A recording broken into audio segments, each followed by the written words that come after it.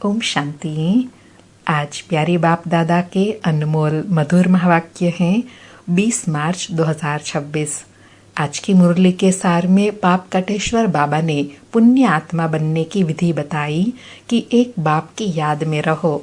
जितना याद में रहेंगे उतना सच्चा सोना बनते जाएंगे। बाबा कहे तुम्हारी आत्मा और शरीर दोनों सतो प्रधान थे, सच्चा जेवर थे। आत्मा फिर सतो रजो तमो होती है तो शरीर भी ऐसे तमोगुणी मिलता है।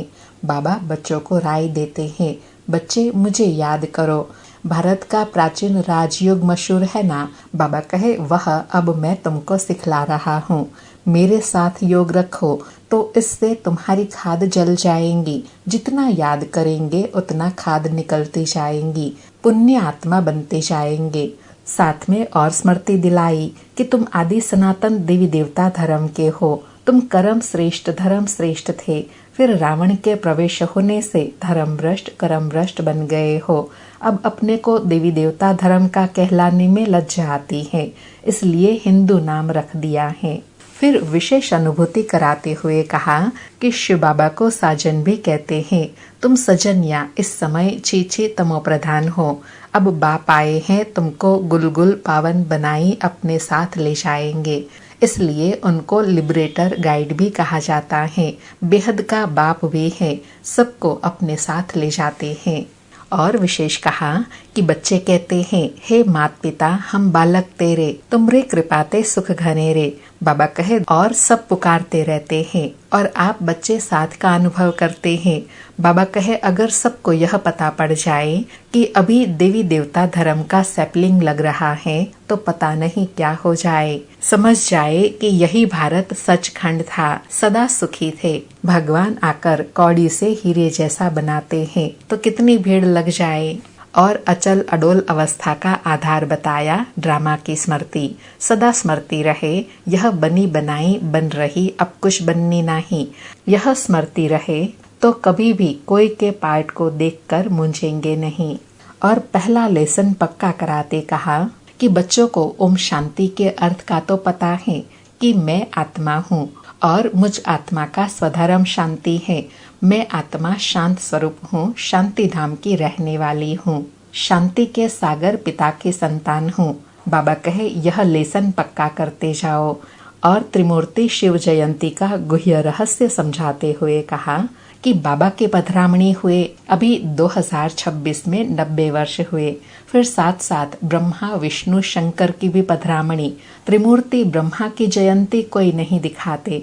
बाबा कहे दिखाना जरूरी है, क्योंकि बाबा कहते हैं मैं ब्रह्मा द्वारा स्थापना फिर से करता हूँ, ब्रह्मा द्वारा ब्राह्मण बनाता जाता हूँ। तो ब्रह्मा और ब्राह्मण वंशियों का जन्म अर्थात जयंती हुई। फिर दिखाता हूँ कि तुम सो विष्णुपुरी के मालिक बनते हो। और शंकर की जयंती भी हुई, क्योंकि तपस्या के द्वारा तुम्हारी याद से खाद निकलती जाती है। और नशा दिलाते स्मृति दिलाई कि बाप कहते हैं कि तुम हमारे बच्चे बनते हो तो मैं तुमको स्वर्ग का मालिक बनाता हूँ। पहले तुम हमारे बने, फिर मैं तुमको पढ़ाता हूँ। कहते हो बाबा हम तुम्हारे हैं, तो बाबा कहे साथ साथ फिर पढ़ना भी है। हमारे बने और तुम्हारी पढ़ाई शुरू हो गई।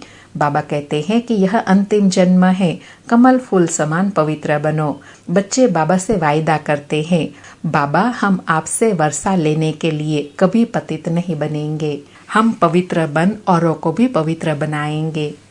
आज बाबा कहे मीठे बच्चे पुण्य आत्मा बनना है तो एक बाप को फॉलो करो।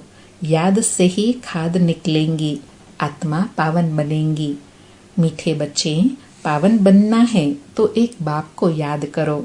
याद से ही खाद निकलेंगी, आत्मा पावन बनेंगी। आज मुरली से प्रश्न है, कौन सी स्मृति रहे तो कभी भी किसी बात में मूंझ नहीं सकते। कौन सी स्मृति रहे तो कभी भी किसी बात में मूंझ नहीं सकते। उत्तर में बाबा कहे ड्रामा की स्मृति। बनी बनाई बन रही, अब कुछ बननी नहीं।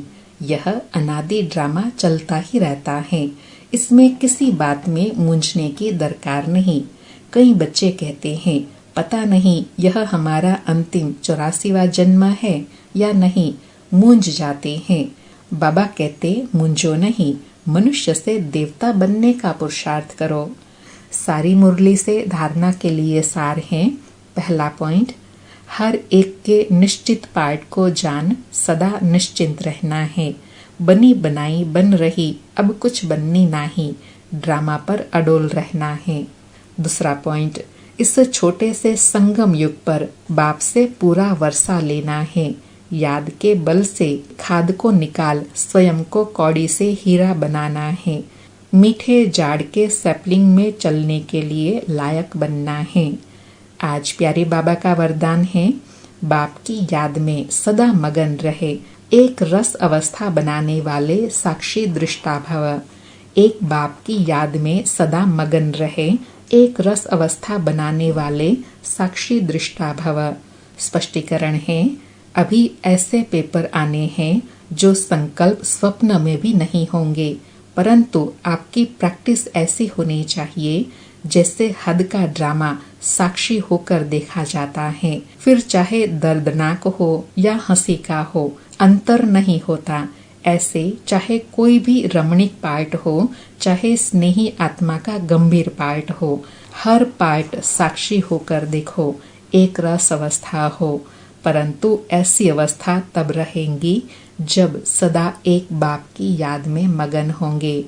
बाबा कहे अंतिम समय चल रहा है, तो ऐसे पेपर आएंगे जो कभी संकल्प स्वप्न में भी नहीं होंगे। खुशी के रमणीकता के सीन भी आएंगे और गंभीर पार्ट भी सामने आएंगे, लेकिन बाबा कहे सब में एक रस अवस्था बनी रहे। लेकिन बाबा कहे उसमें अचल अडोल रहने के लिए एक बाप की याद में मगन रहना है। आज का स्लोगन है, दृढ़ निश्चय से अपने भाग्य को निश्चित कर दो तो सदा निश्चिंत रहेंगे। आज 20 मार्च के अव्यक्त इशारे हैं, निश्चय के फाउंडेशन को मजबूत कर सदा निर्भय और निश्चिंत रहो। बाबा कहे कर्म करने के पहले यह निश्चय रखो कि विजय तो हमारी हुई पड़ी है। अनेक कल्प विजयी बने हैं। जब अनेक कल्प अनेक बार विजयी बन विजय माला में पिरोने वाले, पूजन होने वाले बने हैं, तो अब वही रिपीट करना है।